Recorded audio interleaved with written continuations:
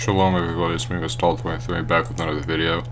I've decided to return to this format where I'm using my computer webcam for these videos.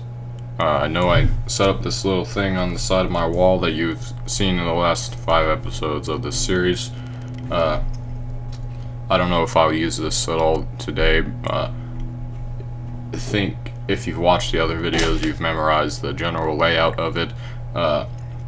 There's not really anything I need to show you in this video. This video is going to be a lot shorter than the other ones, but I like this format, doing it like this, just because I can read off the screen. I can like take notes, type up a script for what I'm going to say, and then actually make the video, because I tend to forget sometimes. And if I do it like this, then I'll have to continuously switch to looking at the camera and looking back and looking back and looking back, where it's only like a little bit difference here. So this is episode 6 of my series, The Guide to the New World Order. Last episode I talked about the big and central banks. In this video I'll be talking about what's called a Continental Union, which is the next level up.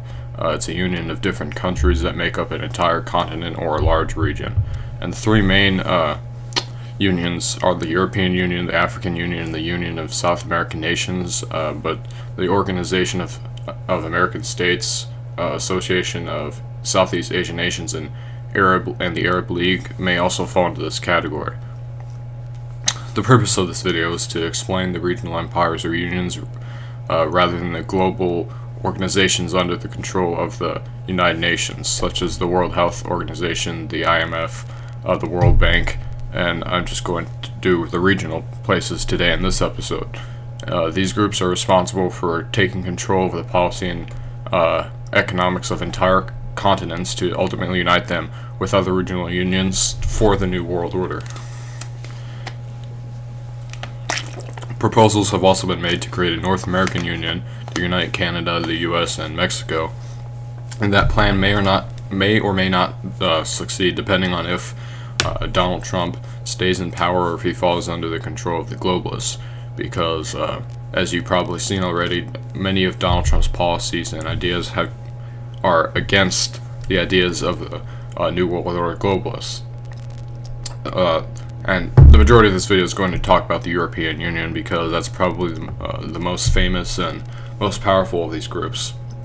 I'm sure you've all heard of the European Union. It consists of 28 member states, and they are the United Kingdom, France, Italy, Spain, Germany, Sweden, Ireland, Hungary, Austria, Belgium, Greece, Luxembourg, the Netherlands, Poland, Portugal, Romania, Malta, Bulgaria, Czech Republic, Slovenia, Slovakia, Lithuania, Latvia, Finland, Denmark, Cyprus, Estonia, and Croatia. Only 12 of the 40 European nations are not in the EU. It is a political and economic union, and the first step to creating the political and economic world order. Alex Jones, who I talked about before, and whose channel you can find in the recommended channel, although I don't completely agree with some of his ideas and some of the things he says, he is good at finding out information on the world order. He describes the current leader of I believe the European Commission, the current president of it, Jean-Claude Juncker, as the heir to Hitler, and I call it the new Roman Empire, the European Union. That's what the new Roman Empire, basically. There are different and smaller institutions made up, or different smaller institutions that make up the structure of the EU.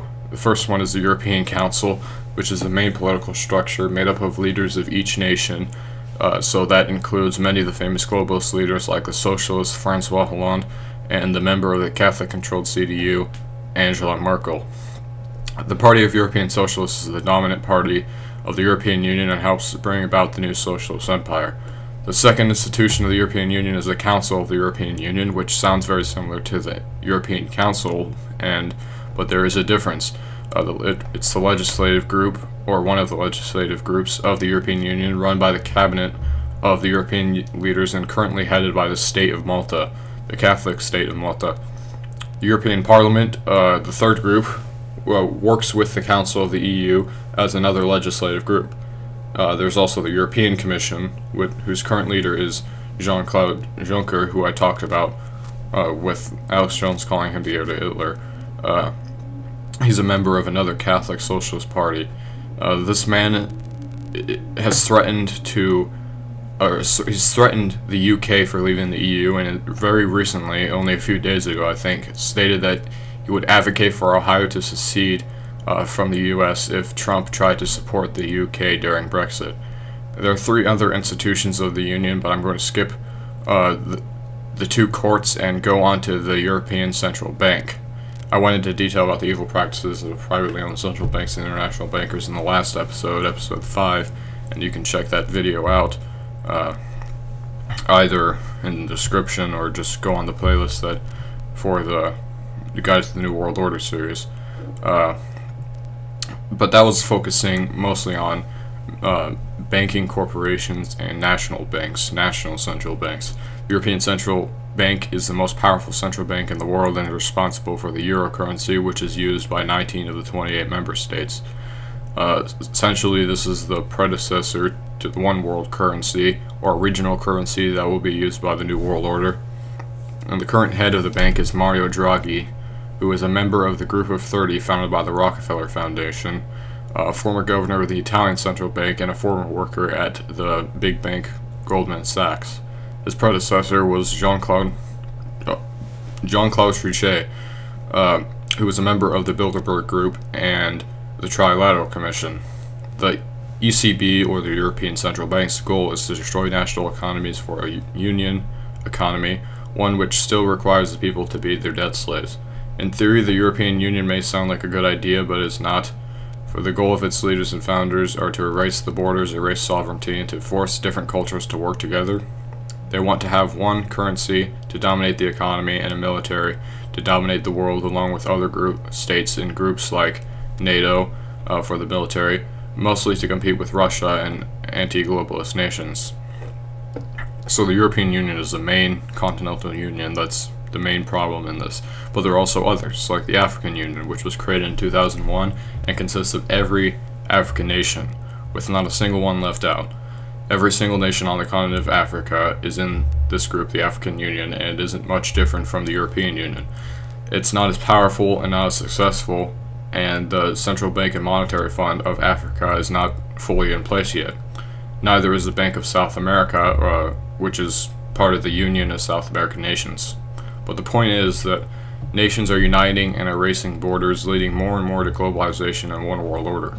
The United Nations has a great amount of control over these as well, and is basically the prototype for the New World Order. It's the United Nations, all nations united together. That's the point. And there are many groups many anti-globalist nations who want to leave the United Nations recently. These nations can unite to form regional continental unions, and unions can come together to create one world empire. And that's what I'm going to be talking about more in the next episode, the actual one world empire, the United Nations, or maybe the next episode is the Council on Foreign Relations. I don't know.